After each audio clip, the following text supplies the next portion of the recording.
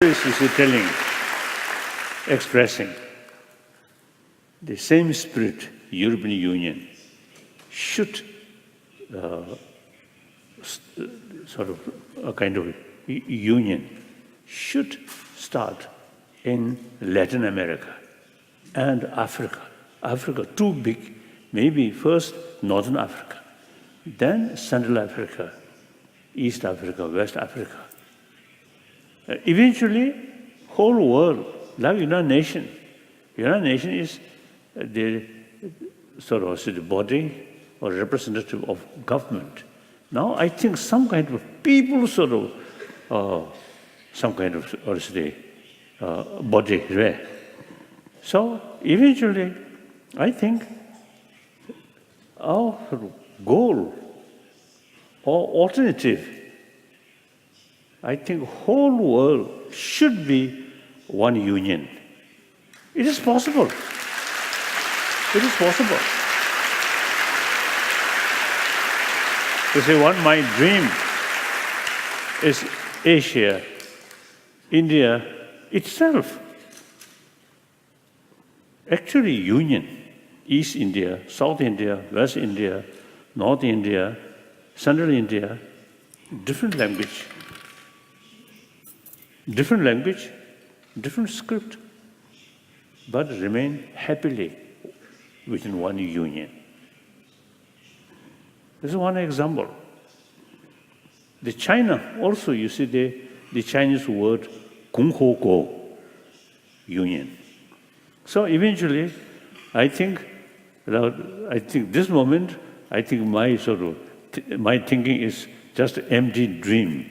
Eventually, I think India, China, Japan should unite it. Possible. Possible. So therefore, the union is very much sort of based on the concept of non-violence. I think this century, I always was telling, this century should be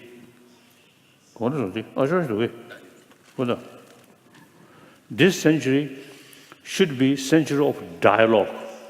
That means whenever we find some disagreement, different interest, solving that through dialogue, not through weapon. So this 21st century should be century of dialogue. It is possible. So in order to reach that, firstly,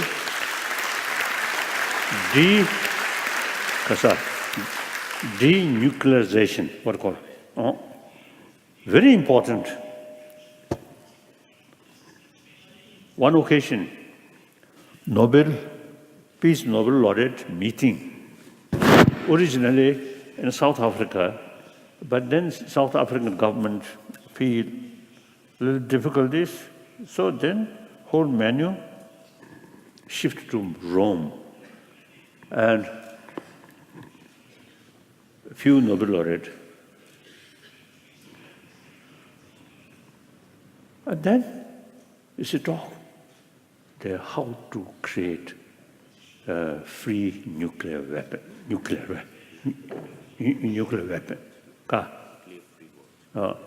Free world. So at that time, I expressed, now we should make some kind of time fix within 2 years, 3 years, this world free nuclear weapon. So some kind of time fix necessary, I express. But nothing happened. My reason is just a free nuclear weapon sound very nice, but may not be very sort of effective. So some Nobel laureate meeting, you see, made one sort of fixed timetable, and then worldwide movement. I think then eventually can achieve. then demilitarize on the offensive weapon. Then gradually, even defensive weapon also, I think, should eliminate. So this world, in order to achieve non-violent world, peaceful world, I think world or aim should be eventually demilitarize the world, step by step, in order to achieve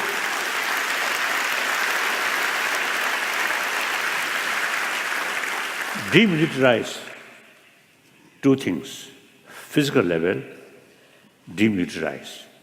Then, in order to achieve that internal disarmament, that's our anger, frustration, jealousy, too much greed. These should reduce.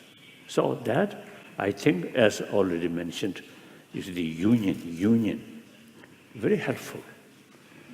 So, external disarmament, internal disarmament must go together.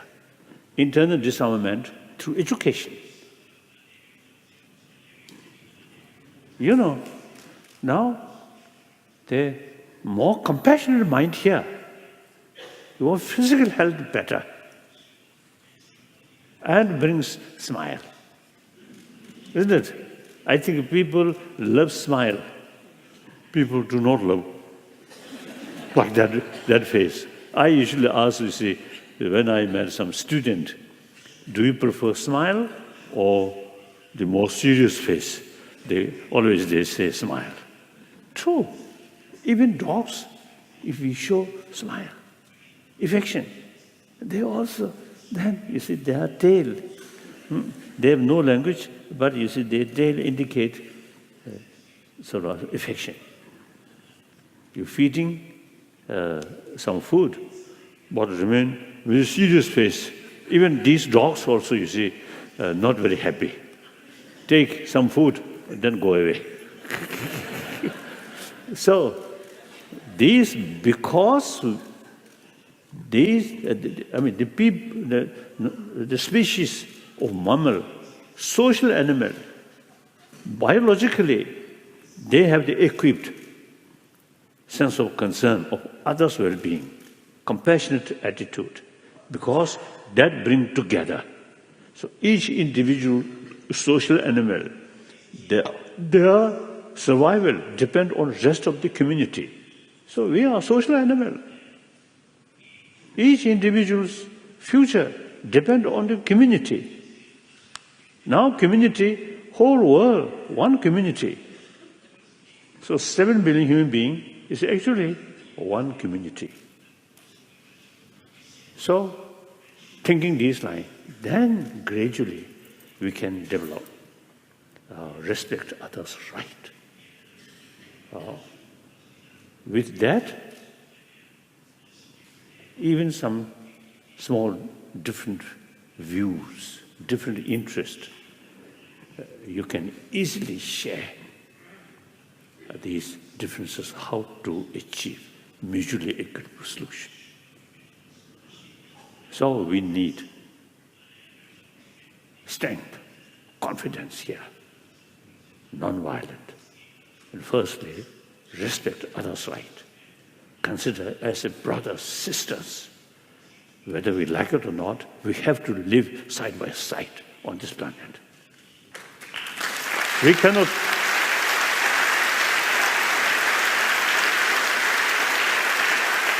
So European nation, you see, your future depends on the South, Africa or Middle East, and then also you see Eastern, their future depends West, West depends East. Similarly, North and South. So because also the global economy, now national boundary is not important. Then on top of that, one serious matter is climate condition. global warming, very serious. Within my lifetime, I noticed a clear sign of global warming. If present trend goes continuously, I think 22nd century, I think humanity may face serious sorrow or certain difficulties due to global warming. So I'm monk, no children. So you people, you have to think seriously your children, grandchildren, grandchildren. So the father or grandfather have the moral responsibility to keep comfortable world for their life. Therefore, the global warming, I think, very, very serious. So therefore, and then human population increasing.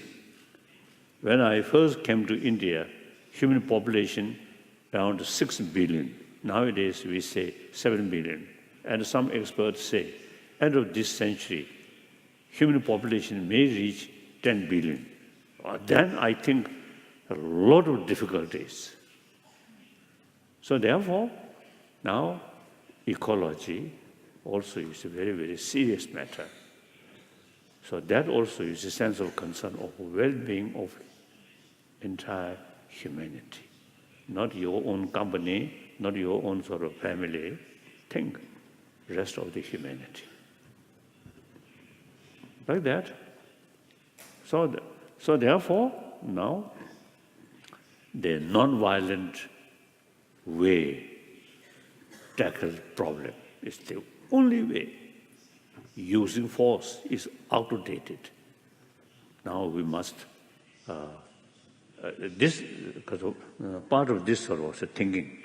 India, I'm trying to revival of ancient Indian knowledge, non-violence, and then secular ethics. So because of that non-violent tradition in India, over 3,000 years, different religious traditions lived together harmoniously. Now, recently, I suggested some Indian Muslim should take some active effort to bring closer relation among Shia Muslim, Sunni Muslim in Afghanistan, in Syria, in this area. In India, we never heard problem between Shia and Sunni. And also, you see, India, big number of Christian, big number of Hindu, of course, then Muslim. And some Jain, some Buddhist remain harmoniously. So that is India's culture. So I'm I'm sort of making effort. Already we take some steps to revival of ancient Indian knowledge. In modern India, too much materialistic life, because existing modern education is too much oriented about material value. This is not adequate. Now, India's case, very easy. Combination of modern education and ancient Indian education about mind, about emotion. Modern education about material value. India can easily do that. So the response in India, one is my commitment, is very good. So we are fully committed to revival of ancient Indian knowledge about inner world, inner peace. Then similarly, China, historically Buddhist country. So today, Buddhist number in China, around 400 millions. I have a lot of contact. So combine India and China, about 2.5 billion. So we are making effort. So then 7 billion human beings. I think step by step from various sort of various corner. And also you see use in different, the profession, aiming, same aim, to build happy world, peaceful world, compassionate world. I think at least later part of 21st century can be more peaceful, truly non-violent world, compassionate world. I will not see. Already now 84 years old, so maybe next 10 years or 20 years, then I will say bye-bye. So difficult to, I may not see, but we have to start this work with vision and practical sort of method. That's very important. So here, your organization also, you see, have, I think, great potential, make contribution for that direction. So that's all. Thank you.